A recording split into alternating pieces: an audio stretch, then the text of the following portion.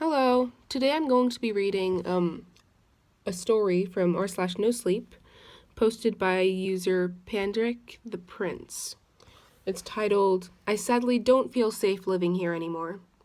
Please bear with me. There are going to be a lot of errors and mistakes in this. This is my first time reading online, so thank you for listening if you are.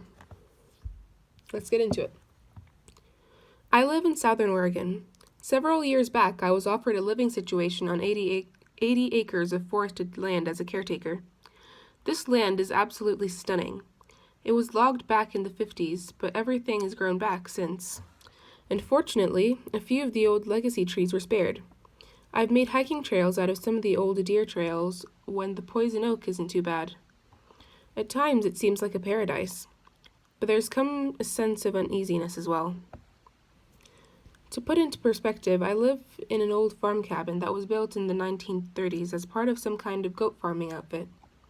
A friend of mine, who's almost like a father to me, who owned the property since the 60s, said that the young man who used to live here was real sketchy. When he first moved into the house, before he built a new home elsewhere, all the house's windows were painted black and there were a few other odd-off things about it. The house sits in a box canyon, one way in, one way out, with a neighbor across the street at the end of the half-mile driveway into the canyon. The canyon walls are very steep and heavily forested, with the Bureau of Land Management, BLM, public lands backing up to all sides of the property's boundaries. There are real old decrepit logging roads up on the BLM lands, but the two access points to these roads are heavily gated up and off limits. I've walked these old roads as I've made some of my hiking trails up to them, and they are a good place to see wildlife. When I first moved onto the property, it seemed for months I would hear what sounded like metal banging behind my house in the woods. The area it was coming from is heavily forested, and there are no houses up there for dozens of miles. Whatever it was didn't sound like an echo or something of nature. It sounded real close.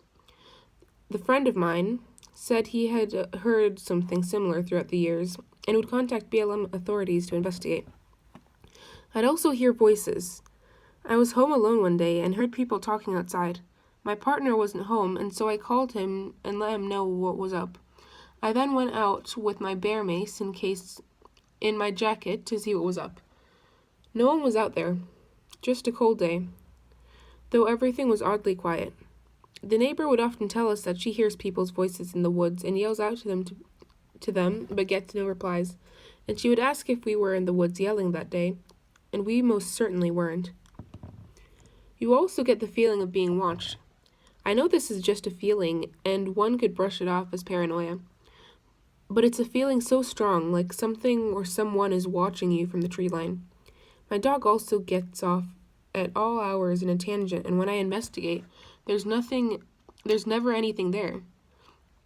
A few times I've come home and he's running around loose. Someone let him out of his play area that I set up for him when I'm away, and that I set up for him when I'm away in town or something. I also seem to find odd things on my hikes up to the BLM lands. I once found what seemed like an old trash pit from the 70s or something with old car parts. Springs from a mattress and really old Coke cans. But there was also baby shoes and women's high heels. Something about it just made me cringe a little. This has all come to head recently, and when a friend of the owner came to hunt the property for deer, he's an elderly Native American who comes every year during the autumn months. He came back this time and said while he was hunting, he went up to the BLM land and stumbled across some bones. At first, he assumed from his distance that they were some long-dead animal, until he got closer. He saw what appeared to be the bones of a human hand. He came down and told us of this, and then contacted the authorities. Apparently, the authorities also think it's human, and are doing further investigation.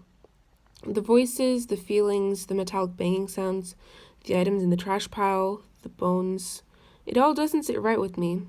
And every evening when I'm walking the property to put my chickens away for the night, I get a real ugly feeling in the pit of my stomach. Maybe it can be all explained rationally, but it doesn't make me feel any better living here. Thank you for listening. That's the end.